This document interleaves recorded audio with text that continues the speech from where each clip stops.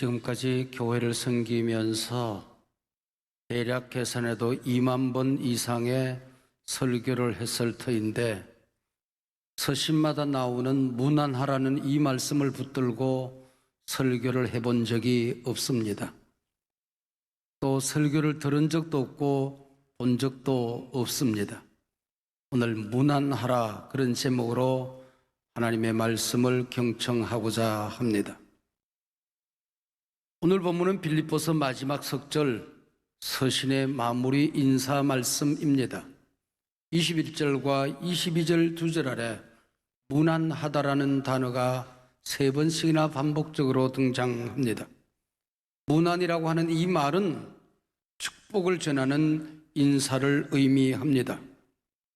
문안은 성도가 서로 교통하는 아름다운 교제이지요. 사도신경을 우리가 고백하게 될 때에 성도가 서로 교통하는 것과 그렇게 우리는 고백을 합니다. 이 문안 사역은 간단한 사역이 아닌 게지요. 예수님께서 제자들을 파송하시며 누구를 만나든지 어느 가정에 가든지 평안을 빌라 하는 말씀을 하셨습니다. 바스파라스테라고 하는 말인데 이 말은 문안하다란 말과 동일한 단어입니다. 평안을 빌라는 이 말은 문안하다란 말과 동일한 단어로 쓰여지고 있습니다. 지금도 우리 교역자들이 속교회별로 목장을 방문합니다. 봄이 되면은 가정을 방문하지요.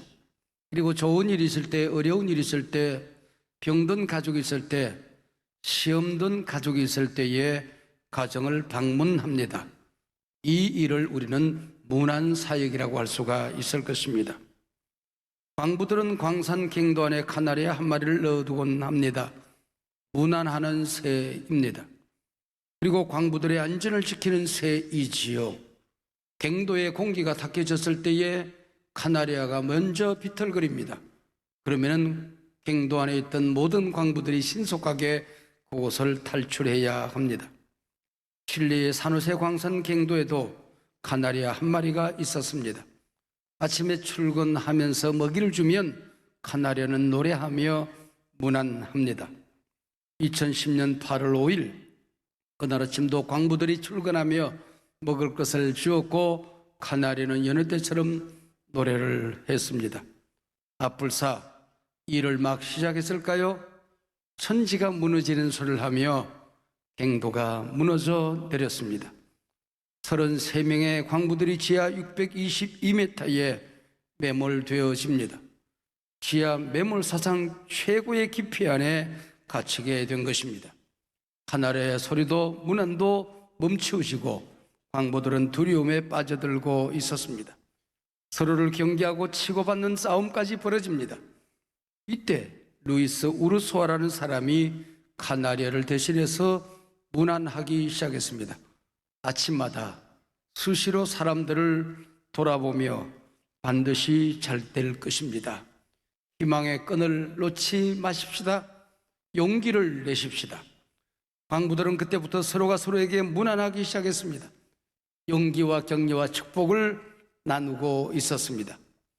그러던 어느 날 밖에서 문안 인사가 들려옵니다. 모두 살아있습니까? 모두 건강하십니까? 힘을 내십시오. 우리 정부와 국민들은 여러분 한 분 한 분을 위해서 기도하고 있습니다. 여러분의 구출 계획은 반드시 성공할 것입니다. 잠시만 기다려 주십시오. 무려 69일 33명의 모든 광부가 구출되어졌습니다. 그날에 칠레의 모든 언론들은 한결같이 갱 속의 지도자 우르소아의 문안 인사 한마디가 이 기적을 낳았다라고 기술했습니다. 우르소아 그의 문안이 기적을 만들었다는 것입니다. 오늘 보면 누가 누구에게 문안하라고 되어 있습니까? 성도가 성도에게입니다. 여기 성도는 세인트 성자입니다. 단수입니다. 판타하기온. 문안이라는 이 말은 너무나도 소중해서 두루뭉실하게 모든 사람들에게 인사하는 것이 아니고 한 사람 한 사람의 형편과 처지를 따라서 축복을 전하는 인사를 문안이라고 합니다. 성도라는 이 말은 대단히 존귀한 말입니다. 성도라고 하는 이 말은 하나님께서 세상에서 당신의 백성, 당신의 자녀 삼으시기 위하여 불러내 거룩하게 구별을 했다는 뜻입니다. 구별했다고 하니까 얼굴이 새롭게 예뻐진 것입니까? 키가 커진 것입니까? 갑자기 건강이 좋아졌습니까? 사회적인 신분이 달라졌습니까? 아무것도 달라진 것은 없습니다. 그러나 하나님이 불러내 당신의 자녀 삼으셨다는 이 한 가지 사실 때문에 우리는 구별된 사람, 성도가 된 것입니다.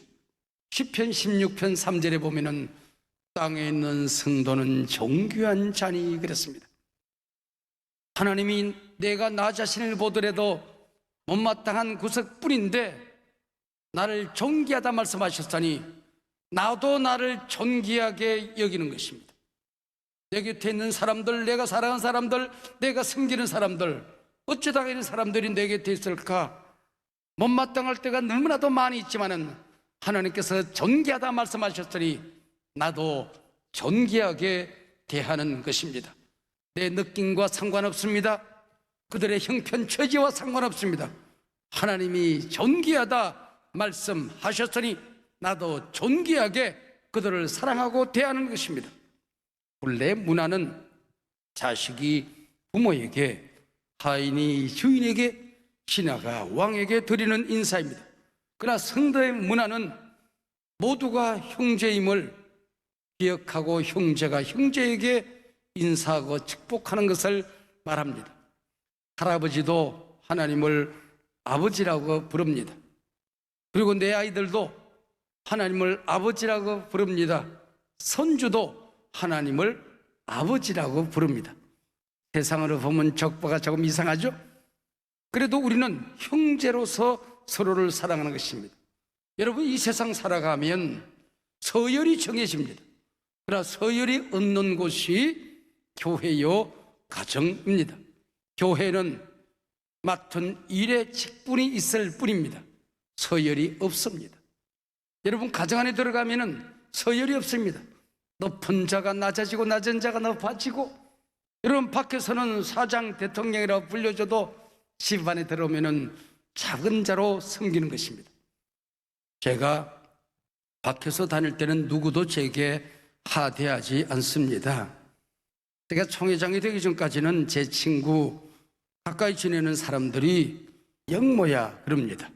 근데 총회장이 된 다음에는 영모야 부르지 않습니다. 총회장님 그럽니다. 근데 딱 한 사람 저에게 하대하는 어르신이 계십니다. 우리 집에 들어오면은 유세움 어르신이십니다. 할아버지 이리 와, 할아버지 여기 앉아, 할아버지 그림 그려, 온갖 명령을 다 합니다. 그래서 제가 한 번은 세움아, 그래도 할아버지가 밖에 나간 총회장님인데 이리 와 저리 와 그러면 되겠니? 총회장 할아버지 이리 와. 여러분, 제가 밖에서 무슨 일을 하든지 집에 들어가면 우리 손주의 친구로서 살아가게 되는 겁니다. 이게 가정이라고 하는 것이지요. 교회 어르신들, 선생님들, 장로님들, 가족 공동체 교회 안에서 어린이들, 새신자들, 젊은이들을 잘 높여서 문안하시라는 겁니다.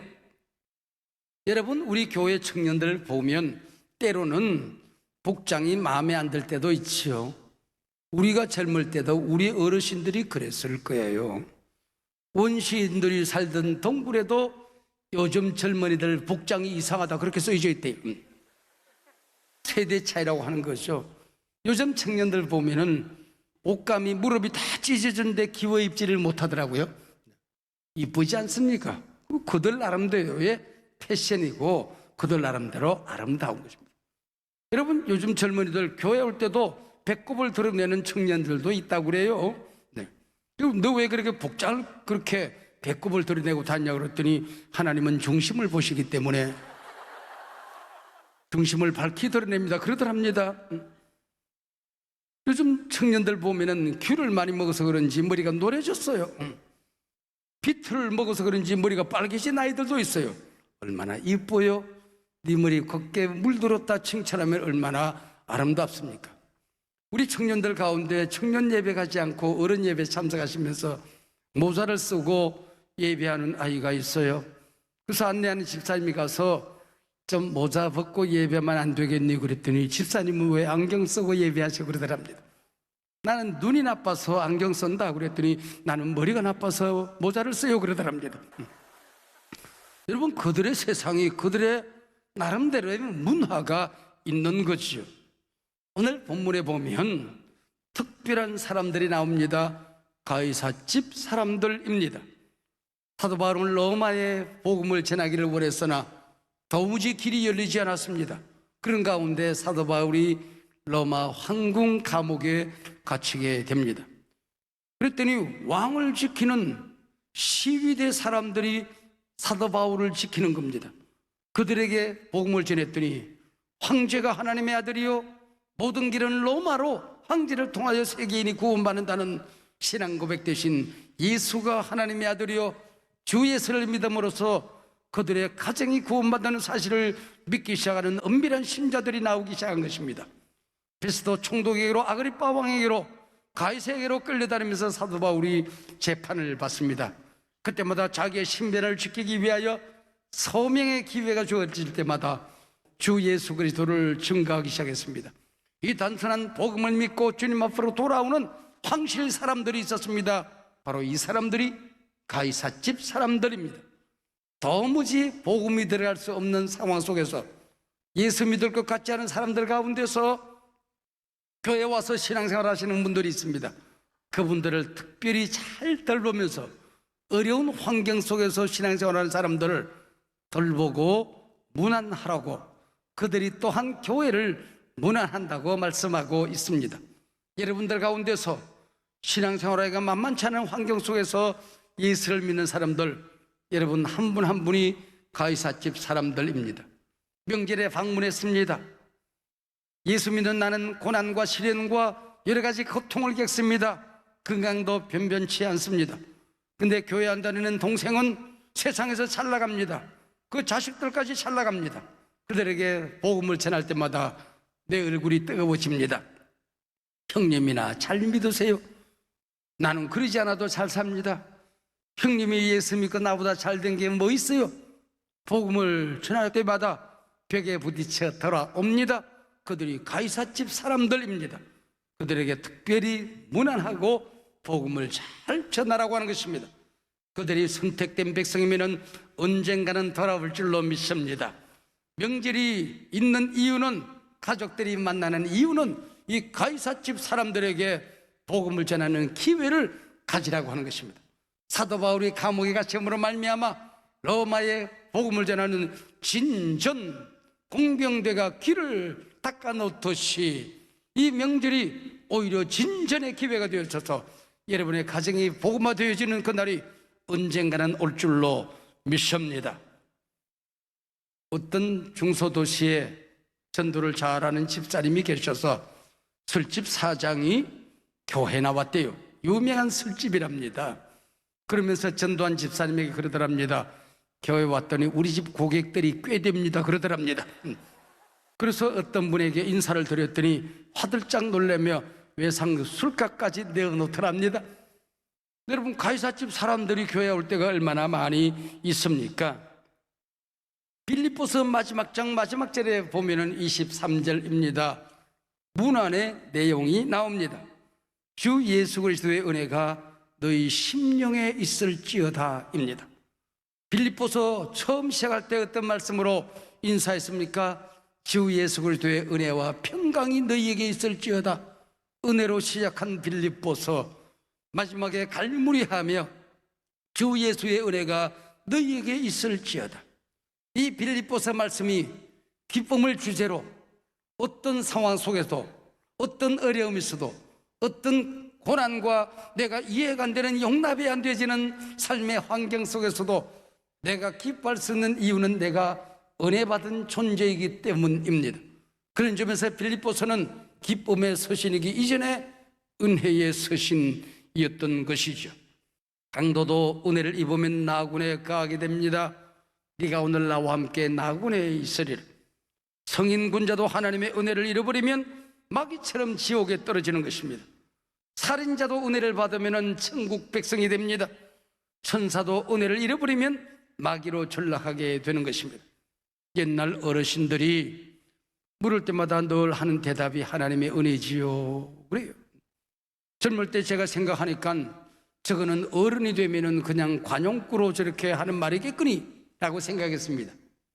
요만큼 나이가 먹고 나니까 어디에 가든지 간에 사람들이 똑같은 질문을 합니다. 아무리 생각해도 하나님의 은혜입니다. 이것밖에 할 말이 없습니다. 이것이 정답입니다. 이것만이 정답입니다. 여러분, 오늘 특별한 하나님의 은혜가 여러분 가운데 있을지어다. 할렐루야. 여러분, 이 축복권을 우리가 가지고 살아가는 것입니다. 이 축복권은 아브라함에게 주신 하나님의 특별한 은혜입니다. 네가 복에 거느니라. 너를 축복하는 줄 하나님이 축복할 것이고, 네가 축복하는 대로 내 곁에 있는 사람들이 세상이 복을 받게 될 것이라고 하는 것이죠. 공적인 예배에서 축도는 목사가 합니다. 그러나 내 곁에 있는 사람들, 내 자녀에게 축복할 수 있는 권세는 어버이들에게 있는 것입니다. 내가 어른이 되고 내가 먼저 예수를 믿었으면 내게 맡겨진 사람들을 축복하는 God bless you, 축복권이 우리에게 있다는 사실을 기억해야 되는 것입니다. 여러분, 은혜가 뭘까요? 쉽게 이야기하면 구원이 하나님의 은혜입니다. 예수 만난 게 하나님의 은혜입니다. 용서받아 천국 백성이 된 게 하나님의 은혜입니다. 우리가 하나님 앞에 서기 전에 반드시 가지고 가야 될 귀한 사역이 있습니다. 나는 하나님으로부터 용서받았다. 나는 구원받았다. 다른 거 다 잃어버려도 이것 가지고 가야 하는 겁니다. 내가 사귀었던, 내가 만났던 모든 사람 나는 용서했다. 이 깨끗한 흔적을 가지고 하나님 앞에 우리가 서야 하는 것입니다. 아내는 남편을, 남편은 아내를 용서하는 겁니다. 부모는 자식을, 자식은 부모를 용서하는 겁니다. 선생님은 제자를, 제자는 선생님을, 목사는 교인을, 교인은 목사를. 여러분들 가운데 목사도 용서할 사람이 있나 그러겠지만 목사가 돼봐라. 목사도 용서해야 될 사람이 있는 거예요. 그러나 하나님 앞에서 용서했다는 이 분명한 확신 없이 살면 잘못 살아가고 있는 것입니다. 용서는 건강보다 중요합니다. 용서는 부자가 되는 것보다 먼저입니다. 우리 사회에서 서로가 서로를 용서하고 살아가는 것은 민주주의를 이룬 것보다 더 소중한 것입니다. 우선되는 일입니다. 너희에게 은혜가 있을지어다. 특별히 너희 심령에 있을지어다 그랬습니다. 이 용서하는 마음, 그리고 축복하는 마음, 문화는 반드시 심령에, 마음에 전달이 되어야 한다는 것이, 슬픔을 당한 사람이 내 곁에 있을 때에, 마음과 영혼과 몸이 아픈 사람이 내 곁에 있을 때, 외로운 사람이 있을 때, 시골에 계신 부모, 형제, 여러분, 그들 곁에서 마음을 주고받는 것, 이게 문안이라고 하는 것이죠. 여러분, 그들과 함께 있어주는 게 은혜입니다. 구약의 이스라엘 백성들은 각 지방에 흩어져 살다가 명절이 되면은 예루살렘으로 몰려듭니다.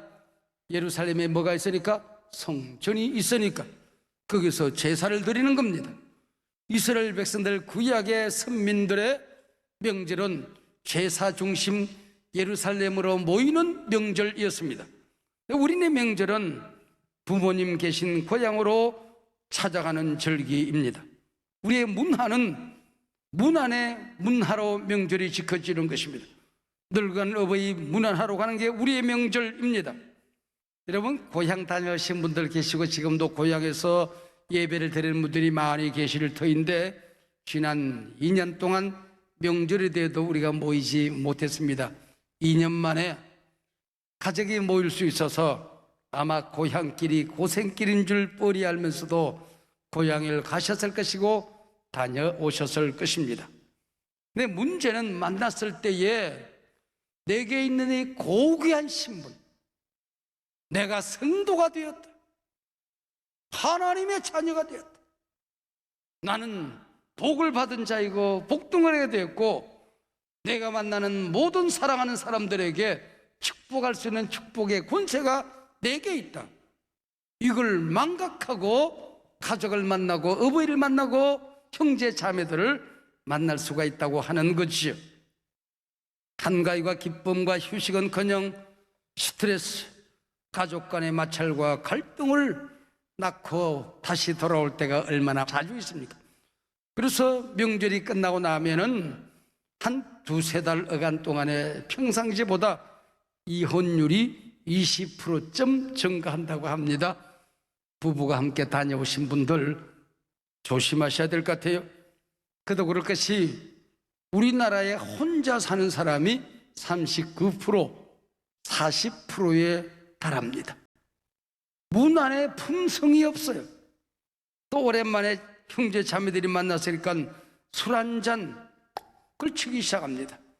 그리고 자제력을 잃어버립니다. 혼자서 쌓아두었던 불평, 원망, 섭섭정, 논리가 펼쳐지기 시작합니다. 그래서 깊은 갈등을 가지게 되는 것이죠. 형님이 잘 산다고 그러더니, 누나가 잘 산다고 그러더니, 동생이 성공했다고 그러더니 우리에게 봉투 하나씩 돌릴 줄 알았는데 그냥 재봉틀로 주머니 받고 돌아갑니다. 섭섭증이 생기는 거죠. 너도 나도 내가 섬길 준비를 해야지, 내가 무난할 준비를 해야지. 인간은 언제나 자기 자신이 무난받기를, 이해받기를, 사랑받기를, 봉투받기를 기대하다가 갈등을 겪게 되는 것입니다.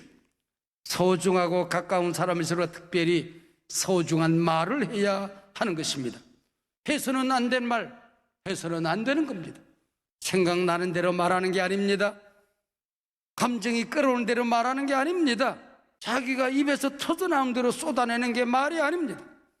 그거는 미개인들이나 하는 거죠.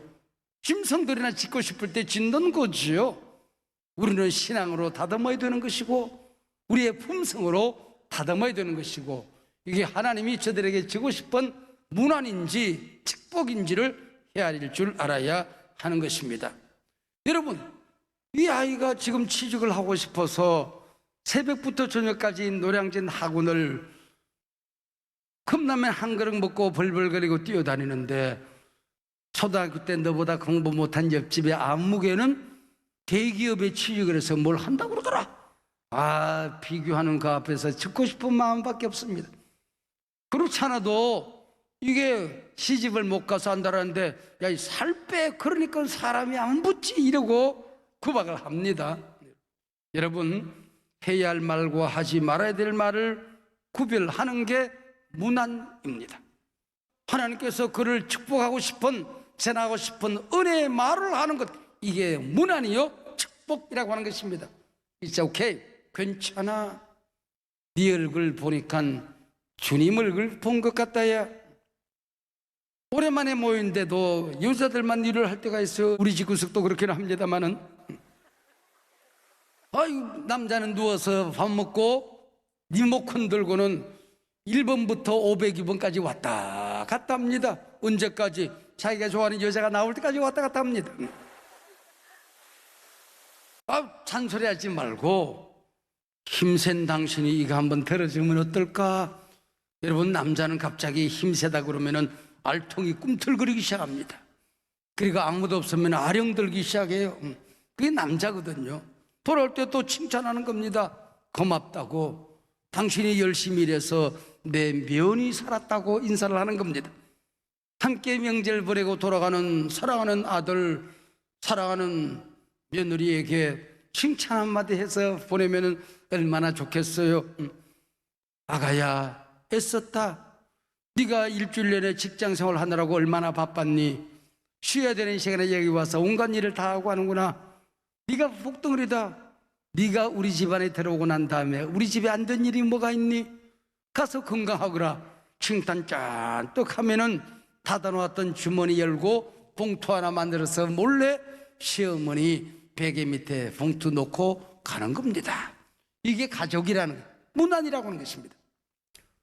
이 문안어라는 설교 말씀을 준비하면서 가만히 생각해 보았더니 제가 35, 6년 전에 담임으로 다른 교회를 섬겼는데 그냥 정해진 예배 시간 예배하고 화요일부터 금요일까지 하루에 평균 15집 그냥 신방하러 다니는 겁니다. 가정 방문하는 거예요. 그때는 뭐 이게 요즘처럼 아파트 문화도 아니고 제가 목회하는 지역은 방 하나, 부엌 하나, 거적대기 하나, 거적대기 더 긁고 넘어가면 또 방 하나, 부엌 하나, 거적대기 하나. 그래가지고는 신방을 하는데 많을 때는 20가정 이상을 신방을 합니다. 평균 한 10대 가정을 신방하고 집에 들어오면은 목에서 피가 날 것 같아요. 지금은 교회들마다 그렇게 하는 교회도 없고 현대 문화가 그렇게 되어 있지도 않고 그렇게 살 목사도 없습니다. 근데 가만히 생각해 보면 그때에 젓가락 몇 개인지 숟가락 몇 개인지 그 집에 연탄이 떨어졌는지 쌀독에 쌀이 있는지 없는지 다 알고 살아요. 그 집에 강아지가 감기가 들은까지도 다 알고 삽니다.